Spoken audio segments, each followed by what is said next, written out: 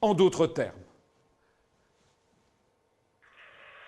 les autres pays se marrent. Hein. Les Américains, nous faisons bon accueil à une Europe vraiment unie. Et les Chinois, la Chine soutient l'intégration de l'Union européenne et apprécie les efforts de l'UE pour jouer un rôle plus grand et plus constructif dans les affaires internationales.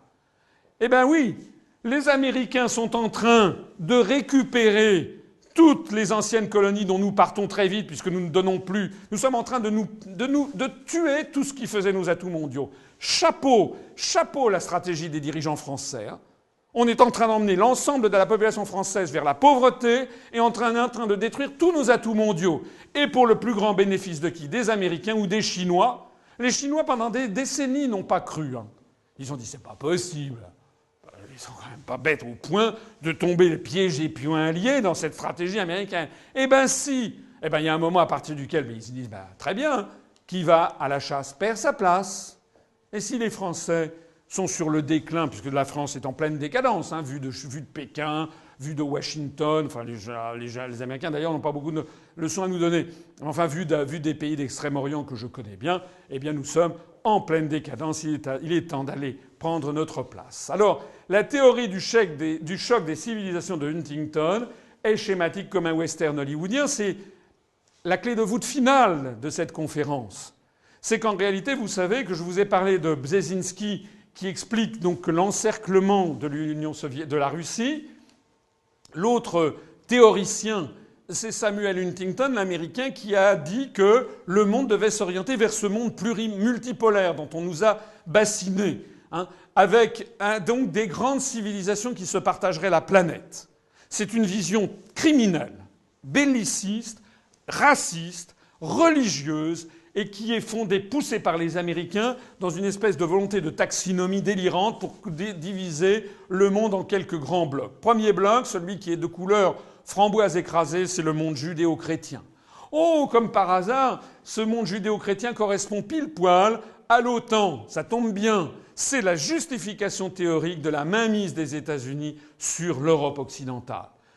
La couleur en couleur pistache, c'est le monde latino-américain. Pourquoi n'est-il pas judéo-chrétien? On se le demande, mais non, on ne se le demande pas. C'est tout simplement parce que ce sont des gens qui détestent les Yankees et donc on les a confinés dans un ghetto. Hein? Ici, le long du Rio Grande, j'ai déjà dit, on tire à vue sur les immigrés clandestins. Et puis après ça, vous avez les très très très méchants qui sont de couleur moutarde, ce sont les musulmans. Alors, dans la pensée américaine, eh bien, on va mettre dans ce monde moutarde, ça va depuis le Sénégal ou la Mauritanie, les pays du Sahel, les Arabes du Maghreb, les Arabes du Mashrek, les Badaouïas d'Arabie Saoudite, tout ça ce sont des Arabes, mais on met dans le même sac les Iraniens qui sont des Ariens, qui sont des Persans, qui ne sont pas des Arabes, on met le monde turcophone, les Turcs ce sont des autres ethnies, ce ne sont pas des Arabes, on y met les Pakistanais qui sont des Ariens, on y met les Bengalis du Bangladesh qui sont encore des différents, les Somalis, on y met le monde malais avec l'Indonésie et la Malaisie, et ça se termine par ces tribus papous de l'Irian Jaya. Donc on fait prévaloir une vision délirante, uniquement religieuse. D'ailleurs, comme si l'islam n'était qu'une seule et même religion, alors que vous avez l'islam sunnite, l'islam chiite, l'islam zaïdite, vous avez des quantités de sectes, et puis vous avez bien plus encore des schémas historiques, anthropologiques totalement différents. On sait très bien que l'islam de Malaisie ou d'Indonésie n'a rien à voir avec l'islam de l'Afghanistan ou avec celui de la bande du Sahel, parce que ce sont des peuples différents, des langues différentes. Par exemple, dans tout le sud-continent, il y a le pouvoir de la Shakti, le pouvoir de la femme nourricière, ce qui fait que nous avons le Bangladesh ou le Pakistan, qui sont parmi les principaux pays musulmans du monde, qui ont été parmi les premiers pays du monde à être dirigés par des femmes, comme d'ailleurs l'Inde et le Sri Lanka, qui l'un est hindou majoritairement et l'autre bouddhiste. Donc on a des schémas anthropologiques qui prévalent ça, mais les Américains s'en foutent, c'est pas le problème. Alors, en plus de ça, on a mis là... Après ça, c'est la civilisation africaine. Dans l'esprit de celui qui a conçu ça, c'est évidemment l'absence de civilisation.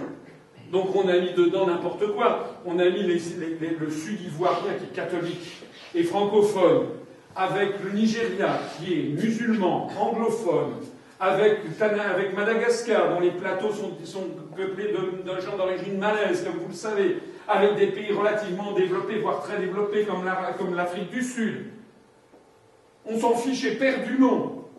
Et puis alors on a mis l'Inde, la civilisation indienne, comme si l'Inde n'était pas un pays musulman, alors que c'est le deuxième pays musulman de la planète, le plus peuplé après l'Indonésie.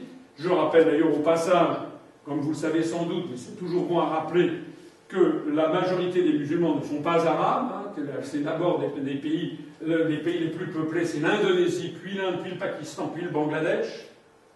Nous avons ici ensuite la civilisation dite confucéenne, c'est-à-dire chinoise et ses prolongements, la civilisation japonaise, que les Américains ont eu la gentillesse de considérer comme une civilisation à part, et puis les deuxièmes très très méchants, qui sont couleur caca, eh bien, après la couleur moutarde, là, ce sont le monde orthodoxe. Ouh, ils sont très très méchants aussi, il faut vraiment les repousser au-delà. En tout cas, tout ceci pourrait prêter à plaisanterie si, comme je l'ai dit tout à l'heure, ça n'était pas la pseudo-justification théorique d'une volonté de faire un ensemble euro-atlantiste, guerrier, qui a vocation à vouloir diriger le monde et à imposer des guerres néocoloniales.